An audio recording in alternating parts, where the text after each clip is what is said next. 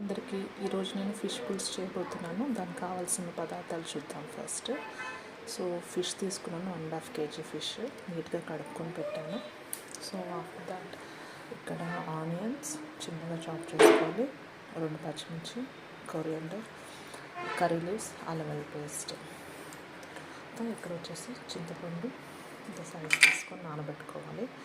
తర్వాత 5 tablespoons of oil, ఉప్పు తగినంత, టేస్ట్కి తగ్గ. నేను కొంచెం కారం ఎక్కువ తింటాను. 3 tablespoons ఆఫ్ చిల్లీ పౌడర్ తీసుకున్నాం, ధనియా పౌడర్, పసుపు. ఆయిల్ వేసుకోవాలి. ఫస్ట్ ఆయిల్ బాగా వేడెక్కిన తర్వాత మనం మిగిలిన నూనె వేసుకోవాలి. ఆయిల్ వేడెక్కాక మెంతులు, ఆవాలు వేసుకోండి. కొరియాండర్, తర్వాత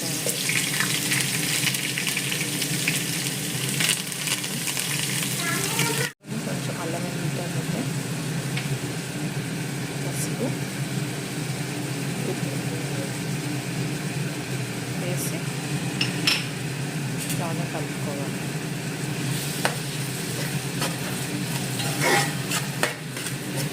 ఆయిల్ బాగా మగ్గిన తర్వాత అది మేము పైకి తేలుతుంది కదా, ఆనియన్స్ బాగా మగ్గాయి.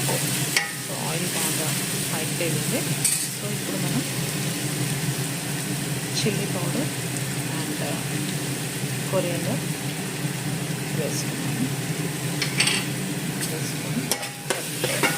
ఒక 2 minutes కలుపుకున్న తర్వాత చింతపండు పులుసు కూడా వేసి బాగా మగ్గనివ్వాలి. ఇప్పుడు దీంట్లో కొంచెం చింతపండు నానబెట్టుకున్న రసం కూడా వేసి ఇది కొంచెం బాగా బాయిల్ అయ్యి బబుల్స్ వచ్చేంత వరకు ఉడకనివ్వాలి. కొంచెం ఇది బాయిల్ అవుతుంది, లైట్గా బబుల్స్ స్టార్ట్ అయిన వెంటనే కొన్ని వాటర్ వేసుకొని, ముక్కలు మునిగేంత వాటర్ వేసుకొని ఆ పీసెస్ కూడా దీంట్లో వేసి, ఇక బబుల్స్ స్టార్ట్ అయింది కదా, నేను దీంతో 2 glasses ఆఫ్ వాటర్ వేస్తున్నాను.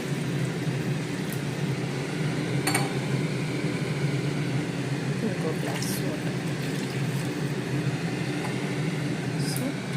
ఇప్పుడు కొంచెం సిమ్లోనే పెట్టి ఒక్కసారి జాగ్రత్తగా కలుపుకోండి. ఇప్పుడు ఒకసారి ఉప్పు, కారం, చింతపండు రసం ఒకసారి టేస్ట్ చూసుకోండి. మీకు రుచికి తగ్గట్టుగా ఉండకపోతే కొంచెం ఉప్పు, కారం టేస్ట్ చూసుకొని దాంట్లో వేసుకోండి. తగ్గిపోయిన ఒక సాల్ట్.